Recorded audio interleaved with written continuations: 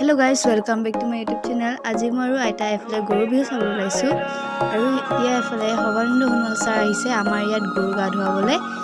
সকলোলৈ মোৰ ফালৰ পৰা ৰঙালী বিহুৰ শুভেচ্ছা জনালো।